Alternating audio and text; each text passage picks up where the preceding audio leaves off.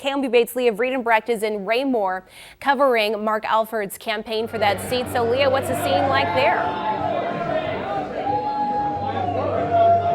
Emily, crowds are celebrating here at Mark Alford's campaign victory. Now, crowds are starting to dissipate, and Mark Alford gave a speech just moments ago talking about his victory. He said he thanks his supporters, including his family, current Representative Vicky Hartzler, and his volunteers. He talked about the role that faith played in his campaign. He even quoted 1 Timothy during his speech. As far as his positions, he talked about being anti-critical race theory, supporting parents' rights, and funding police. He said, quote, "Missourians believe in America first." In Raymore, Leah Vredenbregt, KOMU 8 News. KOMU Leah Vredenbregt has our smart decision coverage on some of the issues voters will face on Election Day. There are a few questions that every ballot in the state will have, such as the Senate race between Eric Schmitt and Trudy Busch Valentine, along with 5 different constitutional amendments that deal with everything from marijuana to police funding and the National Guard. Every ballot will also ask voters about the U.S. House of Representatives. Now, this is the first time we're using these new maps in a general election, and this is the old map that you might be more familiar with, but this is the new map from congressional redistricting. Polling suggests none of these districts will change parties, but the 4th and 7th districts have no incumbent running, meaning the state is guaranteed 2 freshman representatives. In the 4th, Republican Alford is running against Democrat Jack Truman. That's Vicky Hartzler's old district and reaches into Boone County. The newly drawn 3rd district also covers parts of Boone County now. The 7th district, currently held by Billy Long, covers southwest Missouri. That's where Republican Eric Burleson is facing Democrat Christian Radiker Schaefer. Now, in addition to the seats in Washington, there are more than 100 state Senate and House races up for grabs. All of these are in play, but the 45th and 46th only have 1 candidate. That means we're going to be watching the contested House 47th race, where Republican John Martin and Democrat Adrian Plank are running to replace Chuck Basie. And in the 49th district, Republican Jim Schulte is facing Democrat Jessica Sliz. And we'll have further coverage of the 44th and 50th coming up. But for now, you can take a look at our voter guides at KOMU.com. In the studio, Leah Vredenbregt, KOMU 8 News. Beyond the borders of Missouri, people and groups are donating tens of thousands of dollars to support some mid-Missouri candidates in the midterms. Former news anchor and Missouri 4th District Republican candidate Mark Alford has raised just under $600,000, according to the Federal Election Committee. That is less than the Republican candidates in all of the current red districts in the state. The majority of that money comes from individual donations here in the state, but the largest contributor, WinRed, a platform based out of Virginia that allows people to donate to Republicans of their choice. Alford has nearly $80,000 through the site.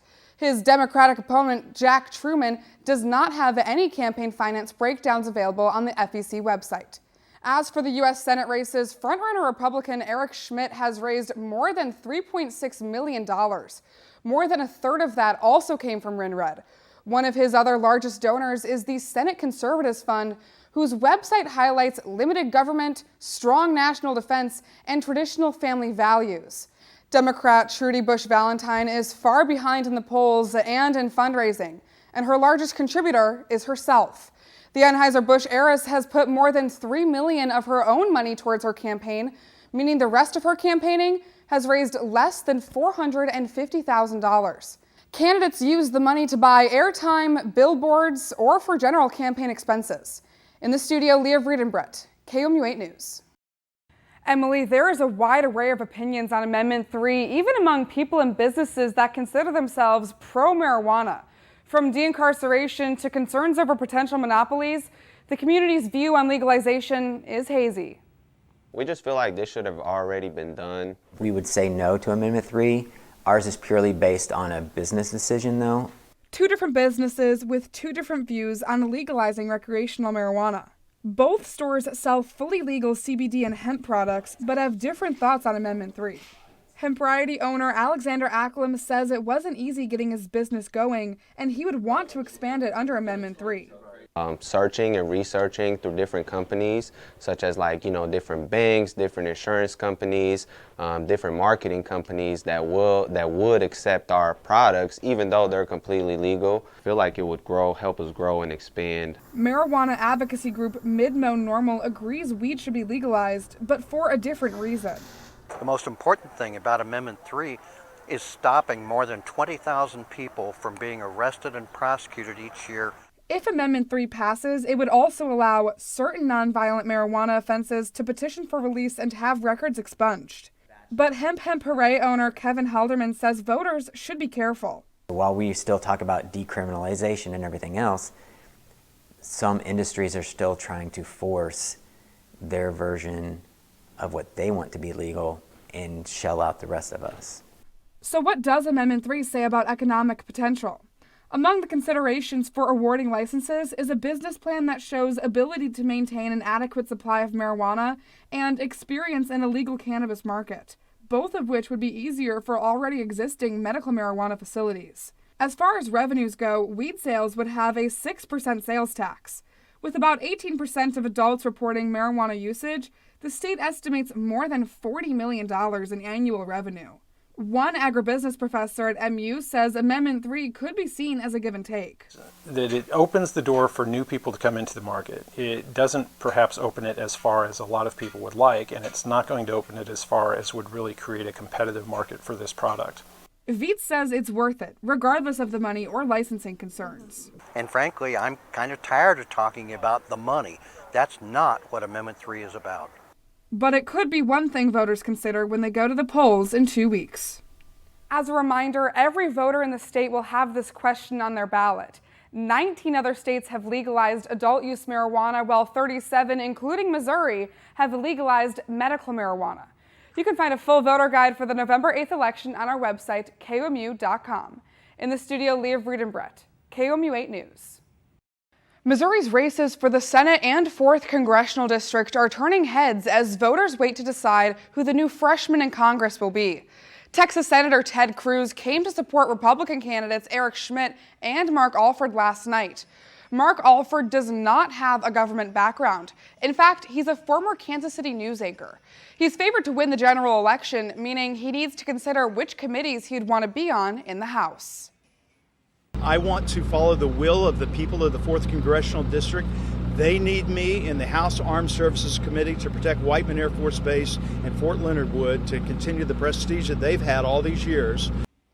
Current 4th District Representative Vicki Hartzler is already on the House Armed Services Committee. In the August primary, there were significantly more Republican votes than Democratic votes in the 4th District.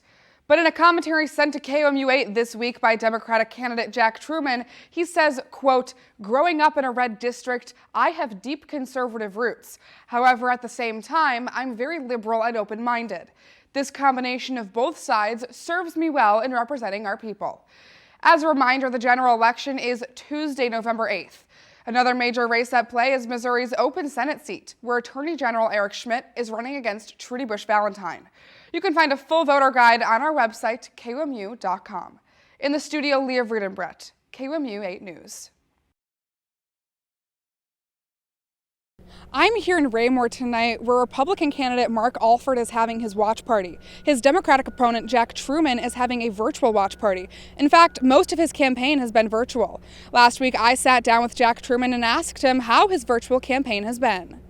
I think it's really helped this campaign, because once something's out there on the internet, it just stays out there. Truman says he understands the 4th District is historically conservative, but he says he wants voters to have a choice. I'm running because if I wasn't running, people wouldn't have a choice. They wouldn't have an option. And a vote for Jack Truman is really a protest vote against our current political system. We'll have live updates on the 4th Congressional District on air and online at KOMU.com. In Raymore, Leah Vredenbregt, KOMU 8 News.